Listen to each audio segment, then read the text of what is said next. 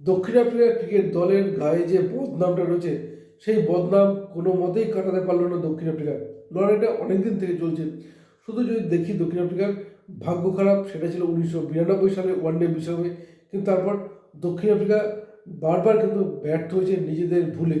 2026-এ টি-20 বিশ্বকাপে এসেও ঠিক একই রকমভাবে নিজেদের চোকার তকমা কাটাতে পারল না, যার ফলে এই টি-20 বিশ্বকাপের সেমিফাইনালে নিউজিল্যান্ডের কাছে 9 উইকেটে হেরে গেল দক্ষিণ আফ্রিকা এবং বিশ্বকাপ থেকে ছিটকে গেল। এবং যদি দেখি এদিন দক্ষিণ আফ্রিকা কিন্তু এই বিশ্বকাপে সবচেয়ে ধারাবাহিক দল। তখন ভারতকে হারিয়েছে, শুধু ভারতকে হারানো নয়, বিশ্বকাপ প্রত্যেকটা ম্যাচ জিতেই কিন্তু তারা সেমিফাইনালে পৌঁছেছিল। তো সেই দক্ষিণ আফ্রিকা কিন্তু সেমিফাইনাল নিজেদের পারফরমেন্স ধরে রাখতে পারলো না।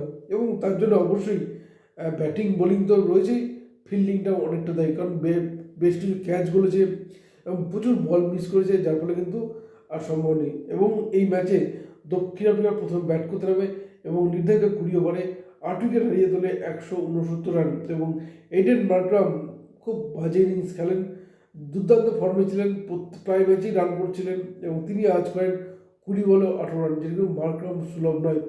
কুইন্টন ডিকক 8 বলে 10 রান করে আউট হয়ে যান, একটি 4 এবং একটি ছক্কা। রিকালটন প্রথম বল খেলেই কিন্তু আউট হলেন 0 রানে। ব্রেভিস 27 বলে 34 রান করেন, 3 4 এবং 2টি ছক্কা। ডেভিড মিলার 6 বলে 6 রান করেন। এই শেষ দিকে স্টাবিস করেন 24 বলে 29 রান, 2টো 4 এবং একটি ছক্কা।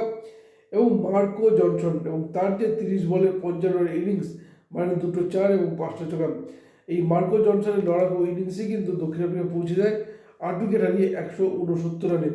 এবং অবশ্যই দক্ষিণ আফ্রিকা 12 রানে প্রথম উইকেট পতন হয়, 12 রানে আবার দ্বিতীয় উইকেটে পতন হয়, 55 রানে তৃতীয়, 77-এ পঞ্চম এবং 77 রানে পঞ্চম উইকেটে পতন হয় 77 রানে। এবং ঠিক সেখানেই জুটি বাঁধেন এই ব্রেভিস, স্টাবিস এবং মার্কো জনসন জুটি, এবং তারা রানটা নিয়ে যান 169। এরপরে খেলতে হবে নিউজিল্যান্ডের 2 ওপেনার, বিশেষ করে টিম সেফার্ড এবং ফিন অ্যালান, এবং দুজনের যে 117 রানের ওপেনিং পার্টনারশিপ, সেটাই নিউজিল্যান্ডকে জয়ের ভিত করে দেয়। এবং টিম সেফার্ড 33 বল খেলে 58 রানে আউট হয়ে গেলেও ফিন অ্যালান 33 বল খেলে 100 রান করেন, সেঞ্চুরি পূর্ণ করেন, 10টি 4 এবং 8টি বিশাল ছক্কা।